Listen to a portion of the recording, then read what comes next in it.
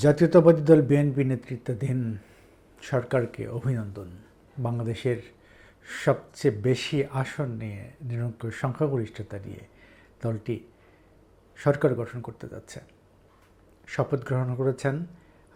আর শুরুর দিনেই একটি ঘটনা ঘটে গেল, যেটি জামায়াতে ইসলাম কোনোটাতেই শপথ নিতে চাননি। অবশেষে সংসদ সদস্য এবং সংবিধান সংস্কার পরিষদের সদস্য হিসেবে তারা শপথ নিয়েছেন।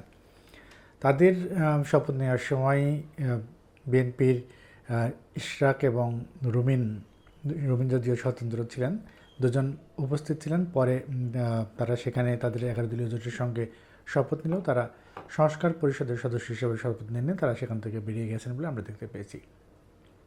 তো এই ঘটনার এই যে সংস্কার পরিষদে বিএনপি শপথ না নেয়, এরই মধ্যে জামাত ইসলাম বিক্ষোভের ডাক দিয়েছে এবং তারা বলছে তাদের সঙ্গে গাদ্দারি করা হয়েছে। এই যে ঘটনাটি শুরুর দিনেই এক ধরনের তিক্ততার সৃষ্টি হলো এবং সংসদ শুরুর আগেই যেন উত্তপ্ত অবস্থা। সংসদ শুরুর পরে কী হবে সেটা কিছুটা হলেও অনুমেয়। যদিও বিএনপি তাদের যৌক্তিক জায়গায় দাঁড়িয়ে কথা বলেছে, সেখানে সংবিধানের বিষয়টি নেই এবং সেটির যৌক্তিক কারণ ব্যাখ্যা করেছেন দলটির গুরুত্বপূর্ণ নেতা সালাউদ্দিন আহমেদ। তিনি পরিষ্কারভাবে এটি বলেছেন, তারা সংসদ সদস্য হিসেবে শপথ গ্রহণের আগে এই কথাটি বলেছেন। তো এর পরপরই জামাত ঘোষণা দিয়েছিল তারা কোনো শপথই তারা নেবেন না, সংসদ সদস্য এবং সংবিধান সংস্কার পরিষদের সদস্য হিসেবেও তারা শপথ নেবেন না। তার পরক্ষণেই তারা মত পাল্টে আবার শপথ নিয়েছেন।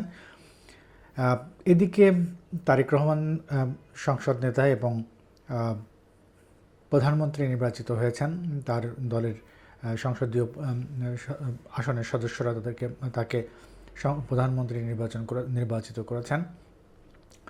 এখন সামনের দিকের যে চ্যালেঞ্জ সেটি মোকাবেলা করার দায়ভার কাঁধে তুলে নিলেন তারেক রহমান। তো এরই মধ্যে যে শুরুর দিনেই যে উত্তপ্ত অবস্থা, তার শেষ কোথায় আমাদেরকে দেখতে অপেক্ষা করতে হবে। বাইতুল মোকাররমের তারা এরই মধ্যে সেখানে বিক্ষোভের ঘোষণা দিয়েছেন।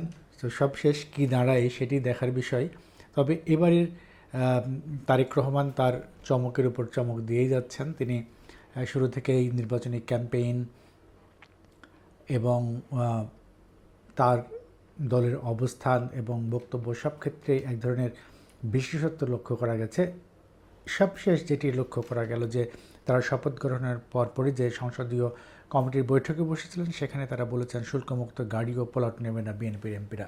এটি একটি অঙ্গীকারাবদ্ধ হয়েছেন এবং তাদের একটি রাজনৈতিক মেসেজ মানুষের কাছে পৌঁছে দিতে চেয়েছেন যে তারা সরকারের বিশেষ সুবিধা দিয়ে তাদের আইন প্রণয়তারা অর্থাৎ তাদের সংসদ সদস্যরা নেবেন না, এটি পরিষ্কার করেছেন। এখন